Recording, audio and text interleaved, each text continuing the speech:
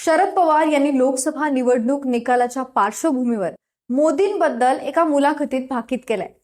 मोदी हे विरोधी पक्षांबद्दल वक्तव्य करतात, त्यामुळे त्यांची प्रतिमा खराब होते, असं पवार यांनी म्हटलंय। पवारांनी या मुलाखतीत नेमकं काय म्हटलंय हेच आपण या व्हिडिओतून जाणून घेणार आहोत, त्यामुळे हा व्हिडिओ शेवटपर्यंत नक्की बघा।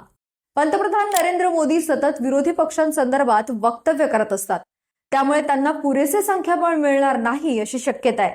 तसेच मोदींसोबत जाण्याच्या चर्चेबाबत बोलताना शरद पवार यांनी कुणीही शहाणा व्यक्ती मोदींबरोबर जाण्याचं मान्य करणार नाही असं म्हणत याबाबतच्या चर्चांवरती स्पष्टीकरण दिलंय। त्याचबरोबर भाजपचं राजकारण, राज्यातील पक्षफुटीच्या वातावरणानंतर निर्माण झालेली राजकीय स्थिती यावरही पवारांनी भाष्य केलंय। पंतप्रधान नरेंद्र मोदी यांनी केलेल्या 400 पारच्या दाव्यावर शरद पवारांनी परखड मत व्यक्त केलंय। निवडणुकांना सुरुवात होईपर्यंत लोकांमध्ये मोदींबाबत एक चर्चा होती। लोक मोदी मोदी करतही होते, पण त्यानंतर मोदींच्या भाषणामुळे लोकांची मोदींविषयीची आस्था कमी झाली आणि मोदींचं बोलणं लोकांना आवडत नाही हेही स्पष्ट होऊ लागलं। मोदी मला भटकते आत्मा म्हणाले, उद्धव ठाकरेंना नकली शिवसेना म्हणाले, पण लोकांना अशा प्रकारचं बोलणं आवडलेलं नाही। त्यामुळे लोकांच्या मनातून ते उतरू लागलेत, त्यामुळे त्यांना सरकार बनवण्यापुरतही नंबर येतील की नाही याची शंका असल्याचं पवारांनी म्हटलंय।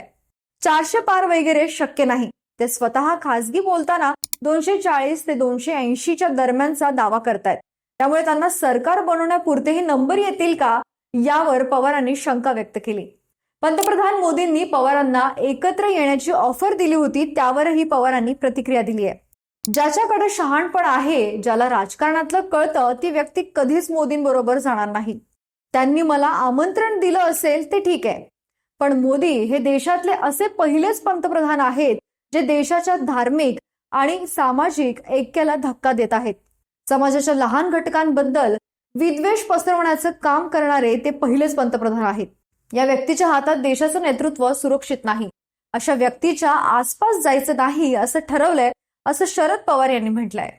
बाकी तुम्हाला काय वाटतं, मोदींसोबत न जाण्याचा शरद पवार यांचा निर्णय योग्य आहे का? शरद पवारांनी मोदींबद्दल केलेलं भाकीत तुम्हाला पटतंय का? हे आम्हाला कमेंट बॉक्समध्ये नक्की कळवा। व्हिडिओला लाईक करा, शेअर करा आणि जर तुम्ही या चॅनलवर नवीन असाल तर चॅनलला सबस्क्राईब करायला विसरू नका। धन्यवाद।